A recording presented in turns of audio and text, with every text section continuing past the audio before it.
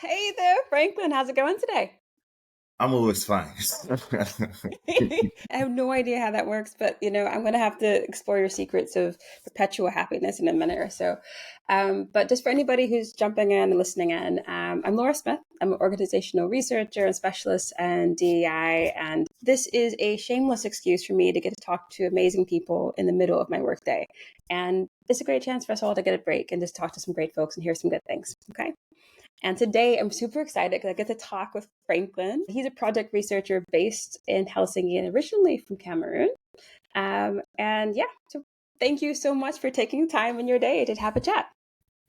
It is my pleasure, Laura. Always nice talking to you.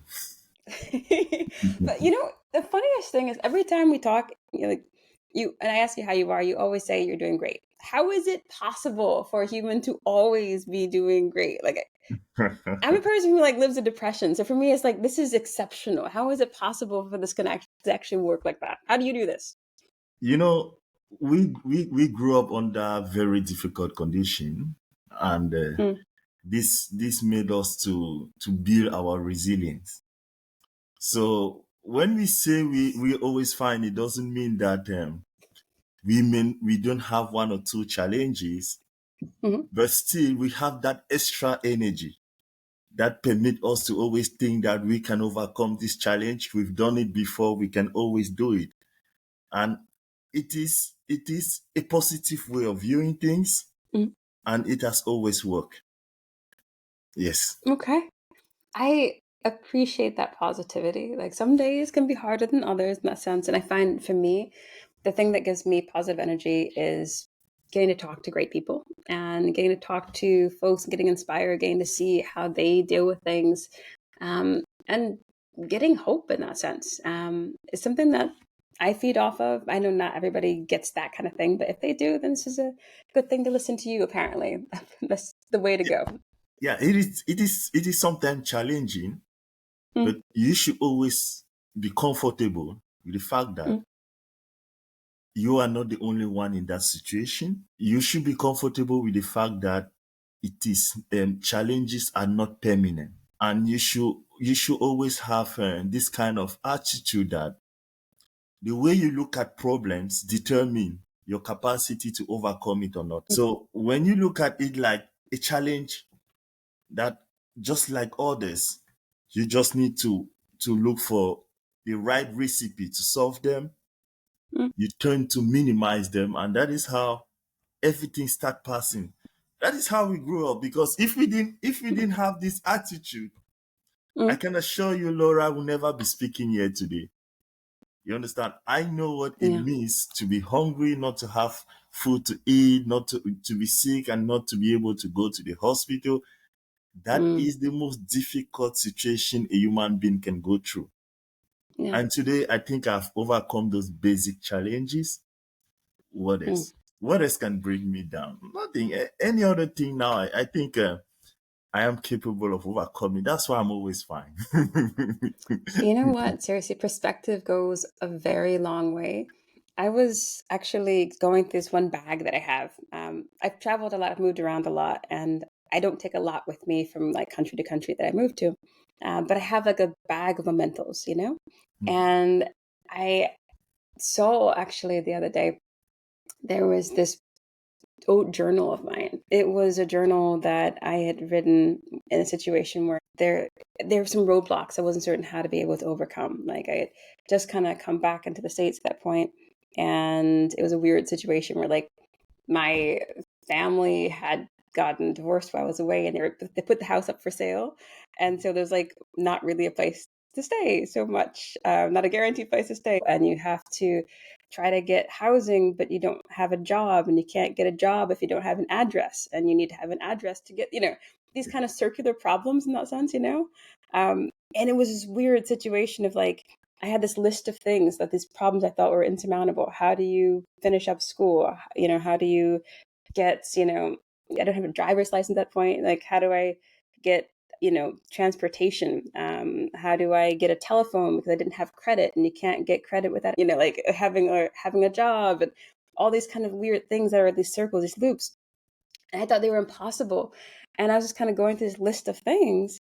And it's amazing how many things in that list somehow got solved, and that the impossible things, getting a place to stay and getting a job and getting education and getting all those things, those impossible things were eventually resolved.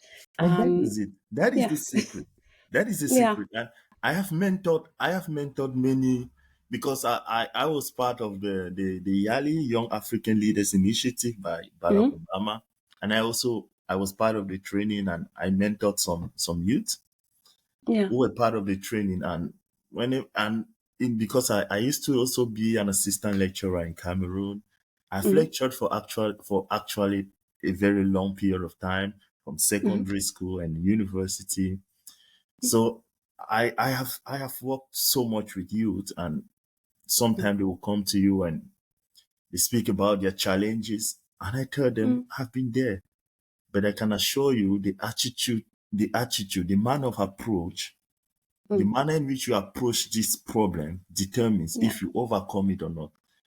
I, mm, for example, talking about education, which you just said, throughout my life, I had scholarship. But many think I am a son of a very rich man. That wasn't the case. mm, But I told myself I was going to achieve my dreams. yeah, I think I have not yet achieved everything I want, but I'm satisfied with where I am. And I know a lot still lies ahead. And this mm, has been because of the attitude I put to face all my challenges, and it has always worked. Positive attitude is extremely important. It is real.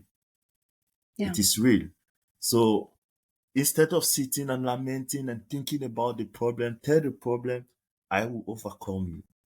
And you'll see the magic will happen. I love that. Yeah. Um, what are some of the secrets that you've had to be able to overcome those? You said scholarships were an important thing for you to be able to get through education and such. Um, what have you found to be other ways of being able to get around the impossible?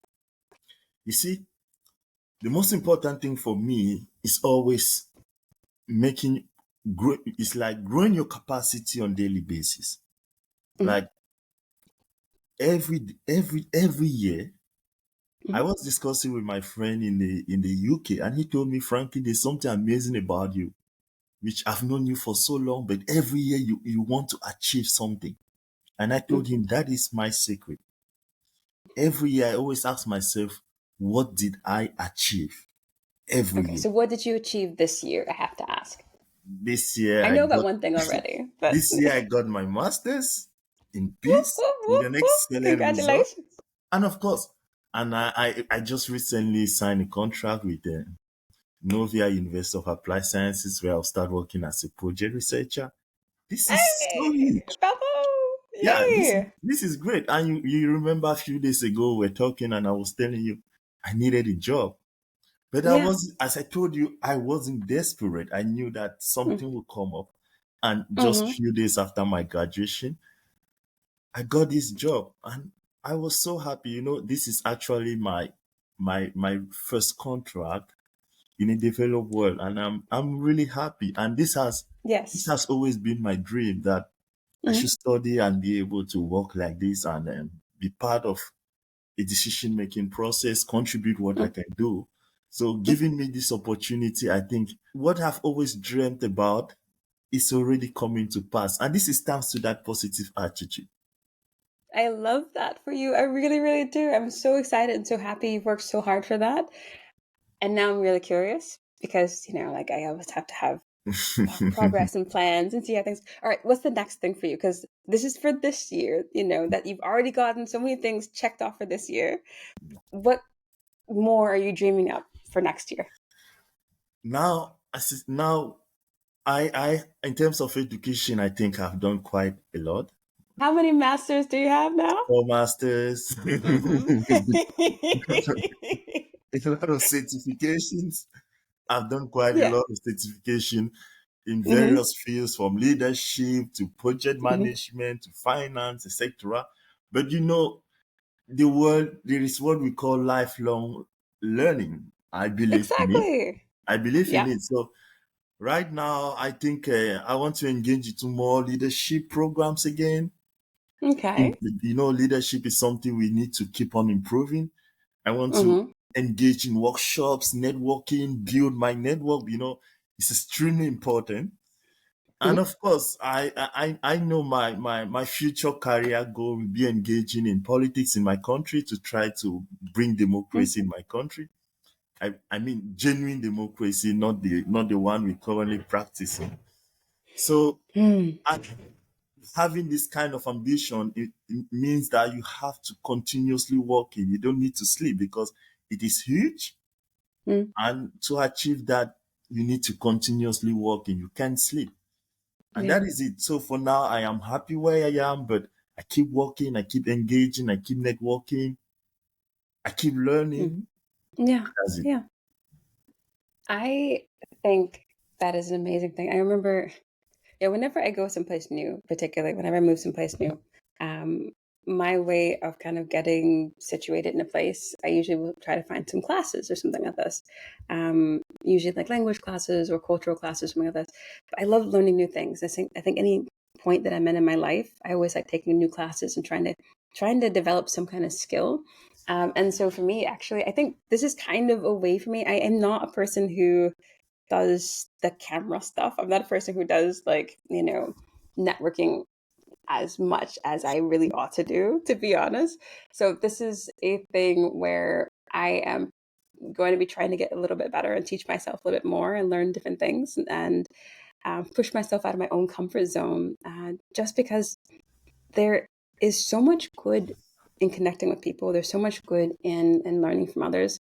And there's always a way to try to get better. So maybe if you keep like watching this series of conversations and calls, maybe you'll see that it adds more value in each one here. But I'm pretty certain people are going to get some value just listening to you, of course, as well. That's the um goal. I'm pretty sure, of course. But I'm actually really curious. So, like, leadership is a thing that you're talking about. You want to maybe learn a little bit more about and keep developing as you go. But I mean, it's such a big thing. When you talk about leadership, it's such a this massive topic, and I would kind of want to know what's an area of leadership that you think that you want to develop for yourself, and then also that you think maybe other people need to also develop a bit better. As I told you, I have political ambitions for my country. Mhm. So this is about servant leadership. I want to be the Nelson Mandela of my country. Oh wow, I love the Yeah. ambition there. Yeah. Hmm. So yeah, I'm talking about politics, Hmm. how to lead people, how to be a servant to the people, how to be tolerant, how to, in Africa, we have a lot of problems. And I think we have a lot of problems. And the leadership we have now in my country, Cameroon, and in many parts of Africa have not been able to solve this problem. Our Yeah. leadership have failed us. And Yeah. I think Africans like us who have the opportunity to study, see how things are done in other society. We need to keep on learning so that at the right time we can take it back to our society, to our Mhm. countries. I hope to have a country where people will have the best education style, just like in Finland or in any Mhm. other parts of the world in my country Mhm. where people have access to good hospitals, a system of accountable governance, a country Mhm. where human rights will be highly respected, diversity will be respected, and the freedom will be respected. We hope to Mhm. have that is my dream for my country and for Africa. And Yeah. this is all about this. It's all about to be able to implement this. You Mhm. need to also gain the right leadership skills. You Mhm. know, you can study a lot. You get all the theories from the universities. Then now you come to the practical to the working world. You get the experiences. You speak with people. You get the experiences. But still, is leadership is this term. Leadership is important. because Yeah. when you get to learn about leadership, you understand that as a leader you need to be present. Mm, You need to focus on details. Like in my country, we are lacking that. We are lacking a leadership that is present. We mm, feel like there is a separation between the elite and the non-elite. The communication between the state and the government doesn't function. There is a mm, high level of there's a high level of distrust. In this kind of society, development cannot be feasible. This is the case of Cameroon. This is the case of so many African countries. Remember, I told you I was an African Union scholar, so mm, I know the strategy of nearly all African countries, their challenges. In general, our mm, leadership have not been able to link the points. mm. And as someone who aspire to contribute in that, it will be important for me to also take some good leadership courses, leadership linked to political Yeah. situations, because of course I've studied politics, I did global Yeah. politics, studied governance, which is still linked to politics and so on, but still, I have a I need to question learn though. more about leadership. I have a question though. So many of the leadership courses and materials that I look at are filtered for very, you know, American or European context. And they talk about, leadership in certain contexts, which may not necessarily always be applicable to people elsewhere in the world. And I wonder, being based in Finland, is that the place where you think you'll find, the kind of input, the kind of learnings to be able to help facilitate the learnings that you want to have to take back to where you want to I go? think this question you were trying to be a little bit politically correct, but I'm going to be straight to the point. There is this Mm, discussion in Africa that mm, democracy, the way it is applied here, is not what we need in Africa. It's not true. People who mm, say that don't actually understand what is democracy. You mm, understand? mm, mm, The thing is, they are just, how can I say this? They are just looking for alibis. In yeah, democracy have key characteristics. absolutely. Don't focus on the Yeah. word democracy we talked about. The respect for Mm, diversity. In Africa, we have tribalism, which is contrary to mm, respect for diversity. Every society needs respect for diversity. yeah. Every society needs accountable governance, Mm, because if there is accountable governance, you get the good schools, you get good hospitals, mm, you get good roads. No mm, society will want to live without good roads, good society. You understand? No society will want to live. Nobody will want to live in a society where there is no accountable governance. mm, Nobody will want to live in a society where there is no freedom. Nobody will want to live in a society where his or her basic human rights are not respected. of course So not. Yeah. you can give any other name to it, but these Mm, are the characteristics of democracy. And this is yeah. what in global politics we talk about norms transfer. When Mm, norms are being transferred, focus on the characteristics and not the name. You can take yeah. the characteristics, you can call it whatever you want, but implement it. And I think these are things that are needed for every society to flourish. So Mm, it is not about being in Finland. It is about mm. using models that work. I love it. Using model that work. Does this model work? Yes. Can this model be applicable? Yes. Can this model develop a society? Yes. How to go Mm, about it? That is what we need. We are talking about models. yeah. Is democracy an applicable model? Is it a realistic model? Yes. In Africa, we have so much legal but illegitimate elections, and later we say democracy. No, that's not. Elections are Mm, important, but it doesn't constitute the core of democracy. you're right. Democracy is many things in one. Mm. It is many things in one. Here's the thing. I think there's never any question about whether democracy can apply. I mean, my side, there's not a question about whether democracy can apply else anywhere. I think absolutely it should be something we should develop everywhere. My question is more about do you think that you're going to find support and, the awareness for a lot of the contextual applications of how, in this, right? Is that something you can find here? I think about this from a pedagogical standpoint. Sometimes we have these frameworks and these models and things that work with people. We think that people are coming in with this particular set of assumptions and this particular set of realities. We have these conceptions of what the application space is going to look like.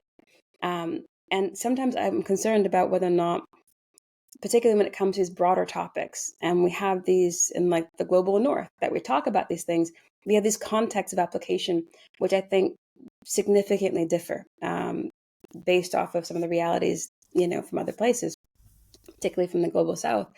And I think we can sometimes maybe feel, I don't know, there's this voice of authority that can come out of the global north narrative of how it should be, that it doesn't necessarily translate always in the how to apply these things, or the how to implement these things, without the understanding and the knowledge of people who are actually from there, to be perfectly honest.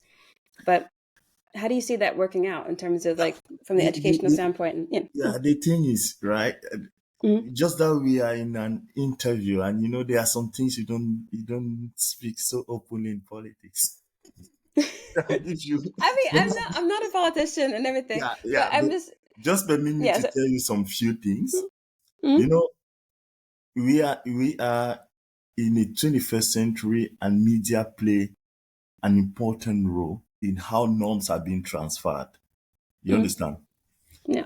The thing is, many people are not really aware of what really it is democracy. Hmm. Many people talk about it. Hmm. And I can assure you, in many parts of the world, they are being taught the wrong way. Hmm. You understand? And and sometimes, you know, the people, and sometimes when it comes to implementation, the Hmm. people that are in charge of implementing don't know how to go about this. And that is one of the problems I see, for example, in many countries Yeah. in Africa. It is when it comes to implementation, it is sometimes very difficult because of interest. Yeah. Some people have their interest to protect, and Mm, there are many people you can fight. But in general, what I can say here is the right people mm, need to spread the information, and the right people need to be in charge of educating the masses. Maybe instead of telling someone from my village, a mother from my village, that I am bringing you democracy, I'll tell a mother from my village, I will bring a system which will permit you to have roads, good roads. I'll bring a system which will permit you to have good hospitals. I'll bring a system which will permit your children to go in better schools, mhm. because all this is achieved in accountable governance. Yeah. And this is a very core characteristics of democracy.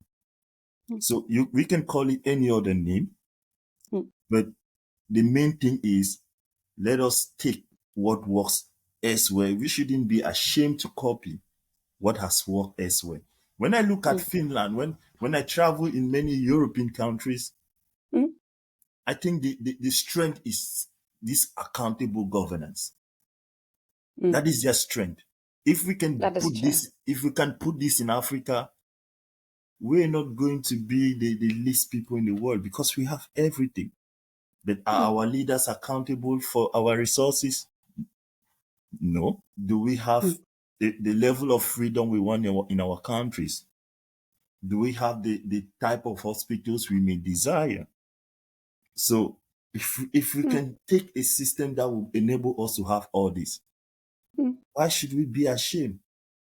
The problem is, some of these norms are projected in a wrong way. mm. You understand? And they are Yeah. projected to suit a particular interest. You see? And this is a very critical discussion. So permit me Yeah. just to be a little bit, a little Of bit, course. but It's very but important. Yeah. it is applicable. It is about educating the masses.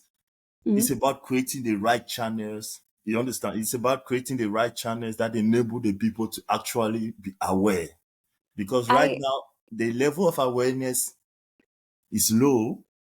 Like mm, I will give you just maybe like you okay. see today, like Facebook, a lot of social media, especially in Africa, they play a great role to educate the masses. And depending on what they say, they gain a lot of audience to support one form of governance or the other. And these are things, and the bad thing about this is people who know sometimes are so silent because they are afraid, Mm, especially in our context. You understand? yeah. I just permit me to be politically correct. Mm, So if some of these people, because like those who talk more about democracy, they limit themselves in writing books. mm, And in the 21st century, you can't educate a mother in my village just by writing books. Maybe sometimes she doesn't care about books. We mm, need to also apply those channels, Facebook, YouTube. We need to mm, speak.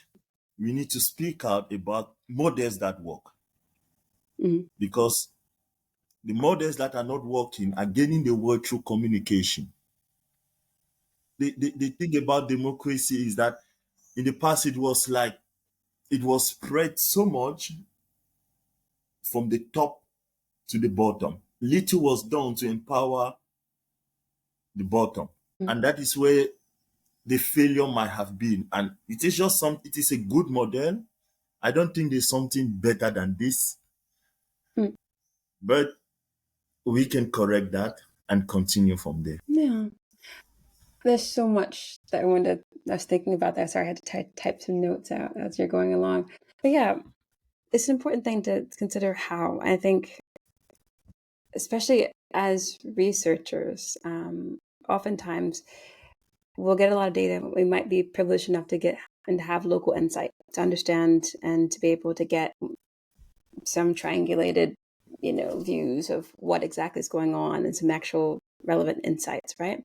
And then we might make strategies from this. We can think about, okay, this is what probably ought to be done, and this is a good system and approach. But it's always that something about the how of the execution. And there's always something about the people that you need to work with that's just so critical. That is something I always try to make certain that we reflect on being, very critical about who are the people and the stakeholders that you need to get involved. This is sometimes what I wonder when it comes like from the educational side. You're talking about taking classes. We talk about leadership more broadly. You have a lot of gurus out there who will come out and they'll say, this is the way to do it, you know? And it's always so very specific in terms of the actual cases where that will work. But I love to hear from different people who are applied in different contexts to be able to say, okay, well, this is a thing. Sure, we're going for this particular goal, but this is how it works here, and this is something that we can actually learn from.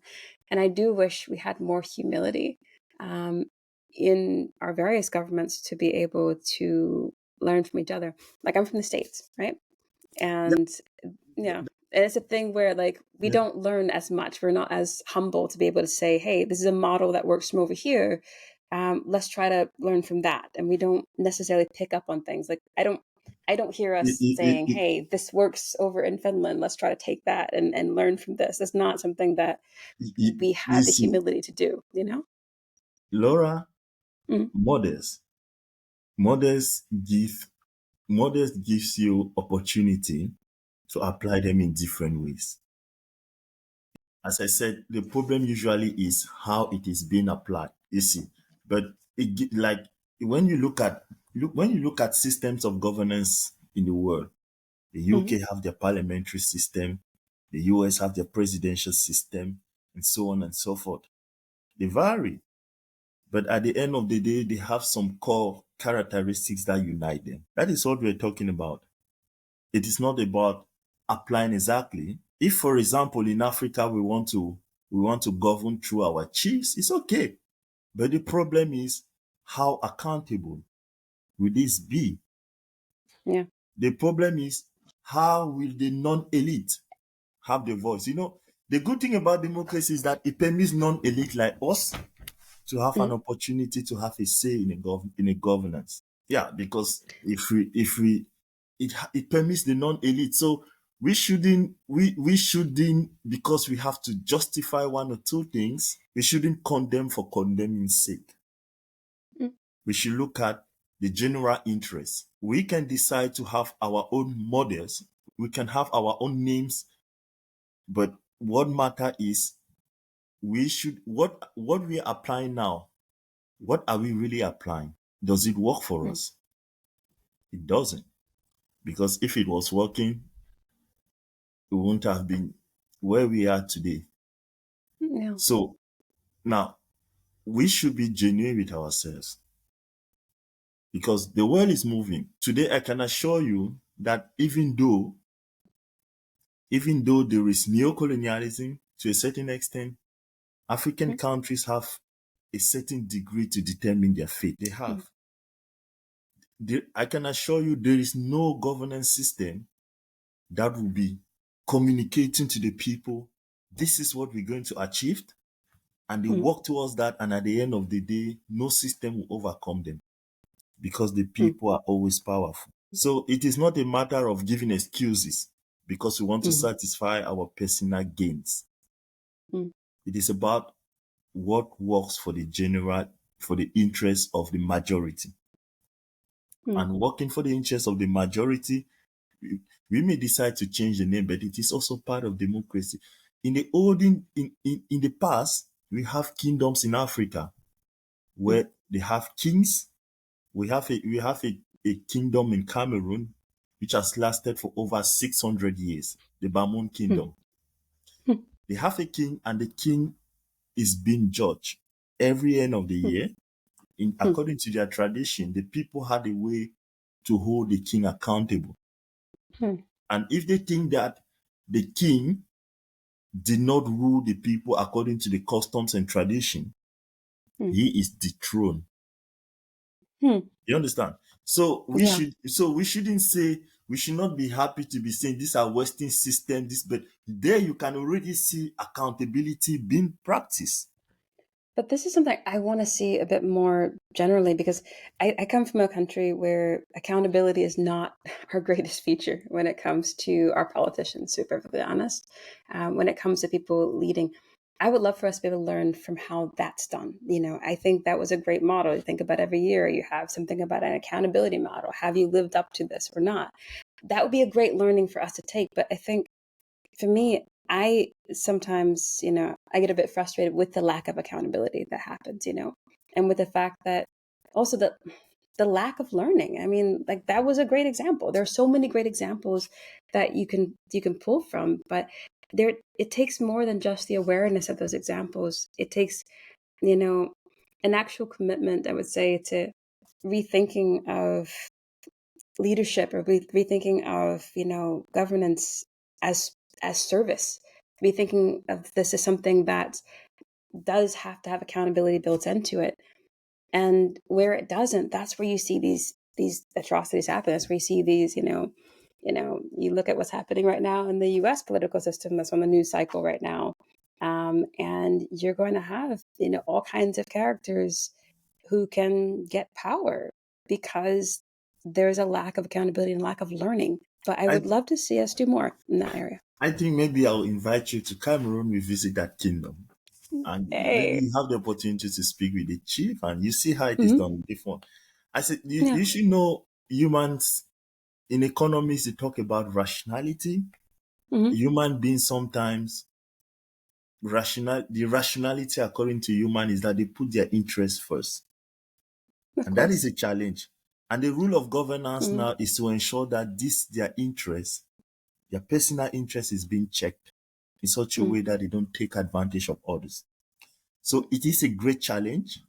It is a great mm, challenge, but it is doable. It is doable to have accountable system. It cannot be 100%.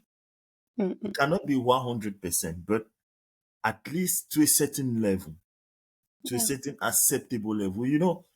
We Mm, humans are not perfect, and mm, the society is run by humans, so you don't expect a perfect society. mm, But at least what we need is that people should strive towards that. But it will never be perfect. There's no mm, system that will be perfect. But because the people in charge of it are humans, but we should strive Yeah. towards doing the greater good. I think about from what you're saying, it reminds me of some of the research that I do with inclusion equity, right? And a big challenge there is this, you talk about self-interest as an issue or motivation for people. It is the same oftentimes when it comes to, what kind of rules and policies you put in place, what kind of support do you have in place. Um, but the biggest thing to overcome in that sense is making certain that you can reduce this distance between us and them, you know, because the more that people will segment folks in the sense of saying, you know, it's okay to have, diversity is a great thing, of course, and we definitely do recognize that. And I think it's a valid thing. But as long as people think of the interests of those people over there as being not in their interest, or the more that we kind of separate this concept of like, well, we're thinking about them, or they have their problems and I have my problems, and not really having this understanding that their problems are your problems, then you don't usually achieve much progress in terms of building equity. You don't usually achieve much progress in terms of building inclusion. I Yeah, think these are things where you have to absolutely, it's not saying that we're all the same necessarily, not at yeah, all. I think far be it, but it is to make certain that we understand that there is not as rigid of this value of like, this rigid of wall between the different people in terms of what affects them is not going to affect you. It will almost inevitably do so, especially if you're working in the same place, if you're living in the same place. These are communal problems. maybe to put it simple, we can say you can find your own interest in a Hmm. common interest. Yeah, Like that's it. if you help solve a common problem, at Hmm. the end you're going to have your own problem solved. Hmm. That is it. Yeah. That is it. So if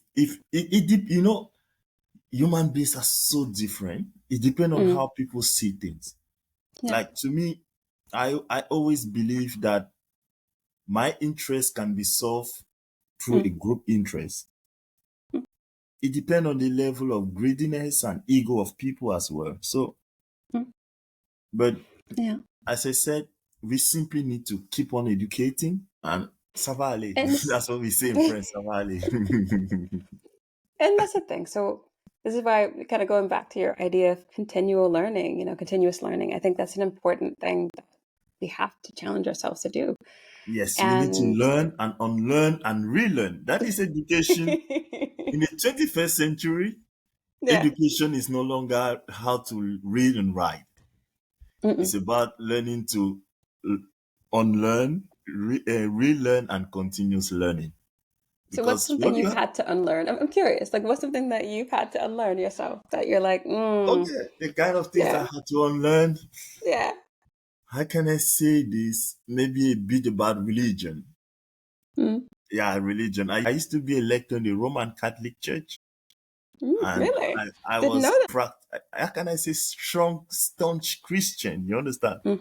Yeah. And to me, like God, everything that, and I was very dedicated, very Hmm. dedicated. So, but I had to unlearn so many things about them, religion, Mm. and today this is about them. 4 5 years I've not been to church. So, But that doesn't necessarily mean you've given up on like your faith. I mean, it's you. There's the walls of the church, and there's also spirituality yeah, and things of but this such. I still respect the values that Mm. the church puts in me. Like, Yeah. yeah, I still respect those values. Mm. So, but then I had to unlearn so many things, Hmm. especially when I started traveling. I unlearned so many things about religion. Hmm. Yeah, so I think that's what I had to unlearn.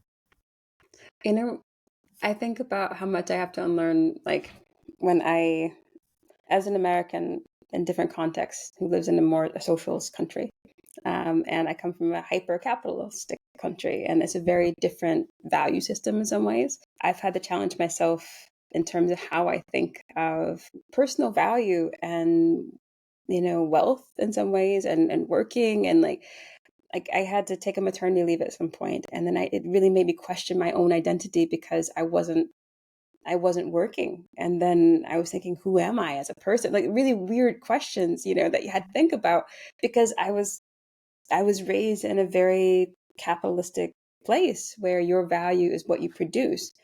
And it's a strange thing, like where you have, where I had to like actually relearn, and unlearn some things, just even looking at how we deal with different kind of crises here, like for when it comes to how they deal with homelessness, how they deal with drug addiction in the Finnish context.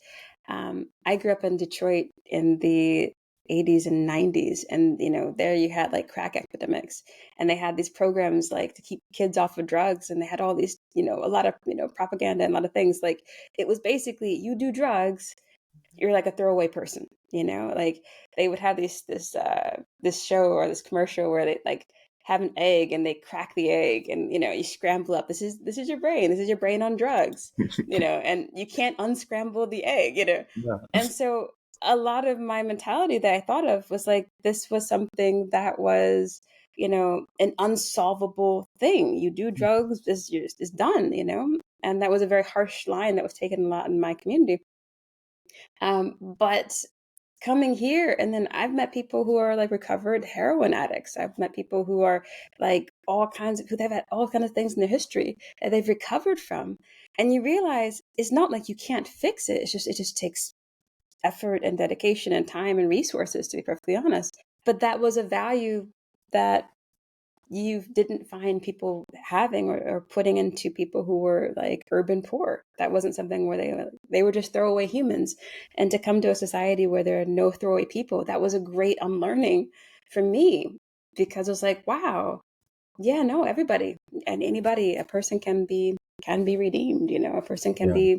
can be repaired or can get to a better and healthier place.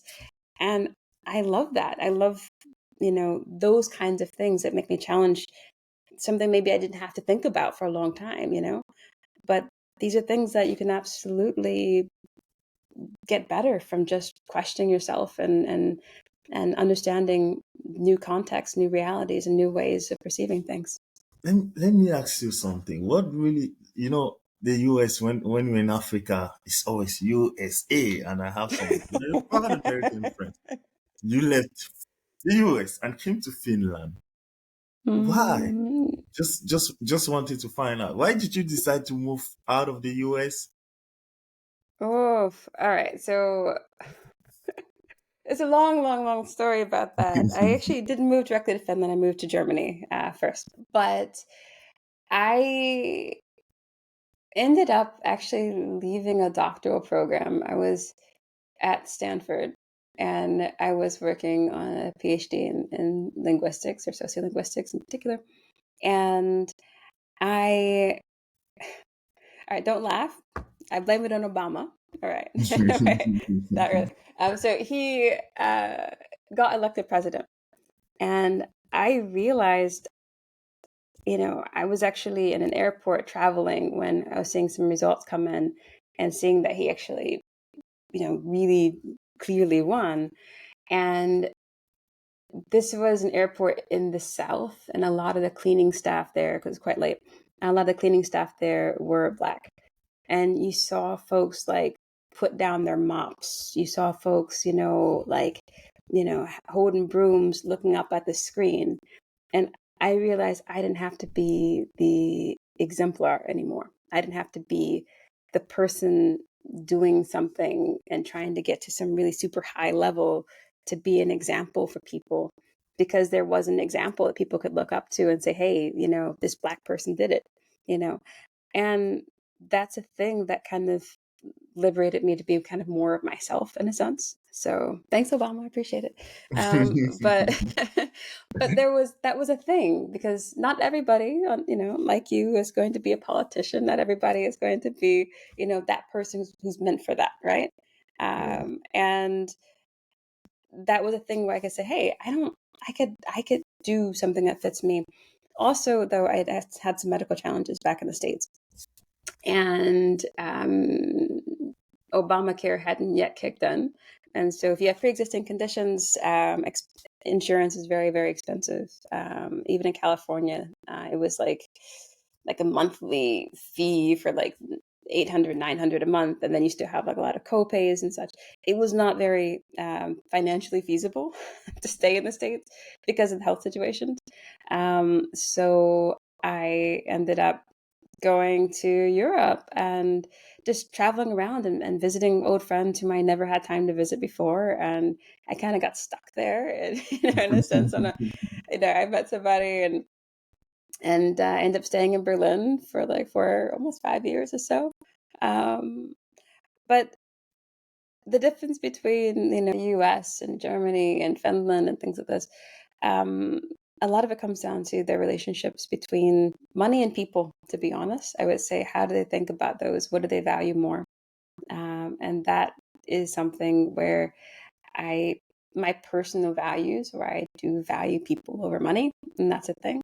But recognize you have to earn something too. So I think that it's something where I can take some of the good things, from my upbringing and some of the good things that I have learned in my personality and such that have been drilled in me from having grown up in inner city Detroit, um, to other contexts. And you don't have to discard everything.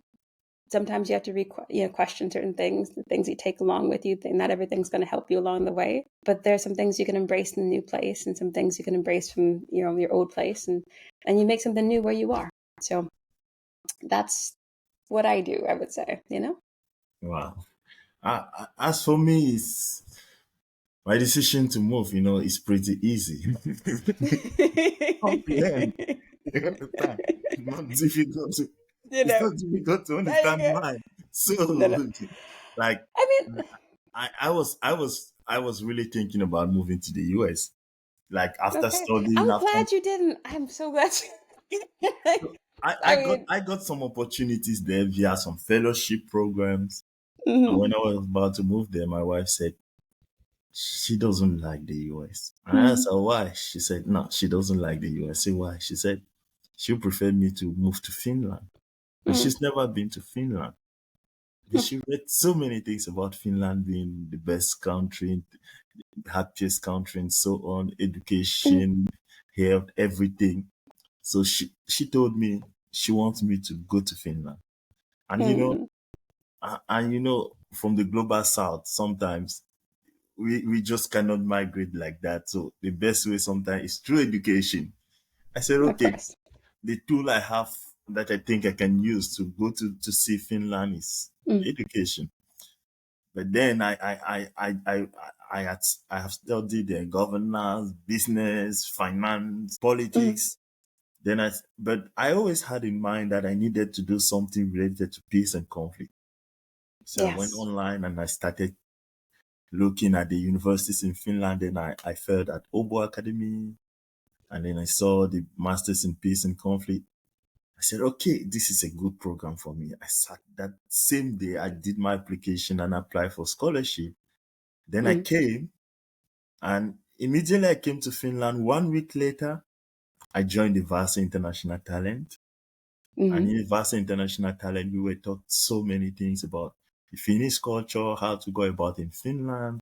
mm. And to be sincere, I met extraordinary people, Yeah. like the coordinator of the Vasa International Talent. From the first day I met her, she's been so nice to me. Mm, I met people like Anna mm, Betty. She was one of the I think she's one of the mentors. The day we met, she had my CV in front of her and she said, how could you achieve this CV at this age? mm, I hmm. felt confident. You know, someone, you see, and I told her this CV represent my dreams. My dreams were always in front of me and I couldn't sleep. And Yeah. she told me something, your CV is pretty good, even more than some people here in the developed world. And that boosted me a lot. That Mm, boosted me a lot. And she gave me a lot of advices. mm, And since throughout the vast international talent, she kept on advising me. She kept on advising, and I told my wife, I think I finally found the place where I've always wanted to be. And to crown everything, I graduated with excellent grade. And just few days after my graduation, I got a job. What else to show that this is the best place for me? So Congratulations on that. Yeah, I think that was my only thing. And I that's just told my beautiful. That's beautiful. this is because like I read so many things about Finland. I read so many things, but to be sincere, I've not faced any difficulty since I came here. Things Mm, have been working right for me. I have met so many good people, compassionate, extraordinary things. mhm, mm. So things are working out for me here. And you know, if you're in a society where things work out for you, what else should you do? Stay. Okay. That we say in my country, your last bus stop. This could I be my last I bus stop. Okay, I want to put this caveat here because I do want to acknowledge that, I think it's a beautiful story that you have. Yes. I also have to, say that I'm aware that not every immigrant gets that beautiful story here, and that Mhm. it is a challenge for a lot of people. Yeah. Um, and so I want to put this out here because I know a lot of folks, there's this whole thing of these really dualistic narratives of Finland where it's, the best place in the world and super happy and all these kind of things. By the way, if you look at the methodology, I swear it's almost like they're gauging complacency more so than happiness, but that's just me. Um, anyways, so these are things where, you have that narrative of Finland, and then you've got this other narrative of there are no jobs for foreigners, and it's, there's high degrees of discrimination, particularly based off of color and, race and things like this and such.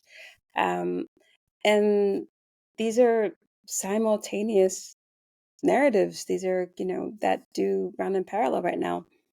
Um, I'm really, really happy that you've had this wonderful outcome and such. For people who are struggling, though, for people who are having a challenging time in their professional journey here, is there any advice that you can give? Yeah, you know, I had the opportunity to like pilot a project for the Hmm. integration of internationals in Vasa. Hmm. And there I every day I was going out speaking to people, speaking to international students. I even formed a group of international students, and I'm a friendly person. So I always Hmm. speak to people every day, and and I am aware of these challenges. I am Hmm. aware of it.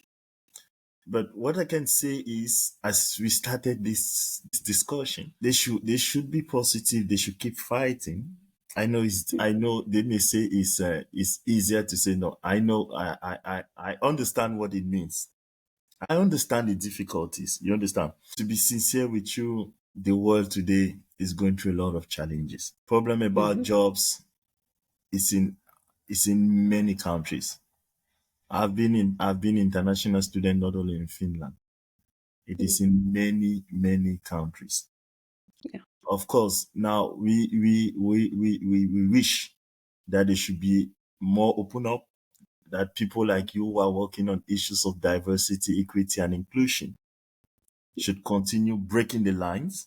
We wish, Mm. and we're going to continue in that direction, that more positive actions be taken to integrate. But Mm. the people facing difficulties, I will tell them not to lose hope, to continue engaging, to continue working hard, and above all, to continue having the positive mindset.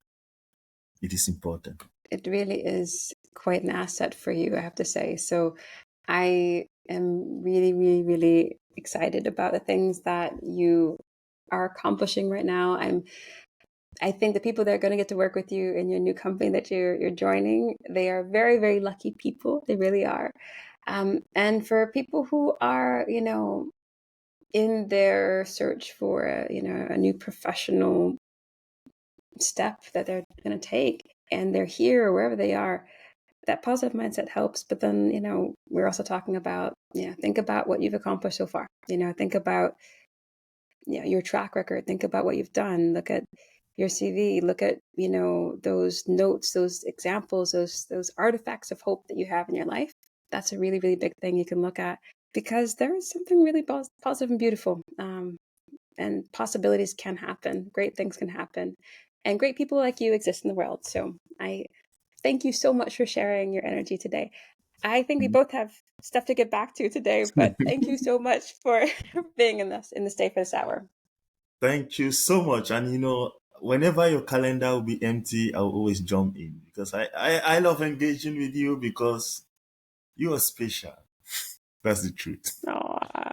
Well, I think there are lots of really great people in this world, that I am looking forward to chatting with a bit more in this series, and yeah, do some other things I'll be working with, this new company I'm actually launching. So it's a new partnered brand, called Upward Insights, that I'm working with. That's going to be in tandem with Validate, which is where I do my research.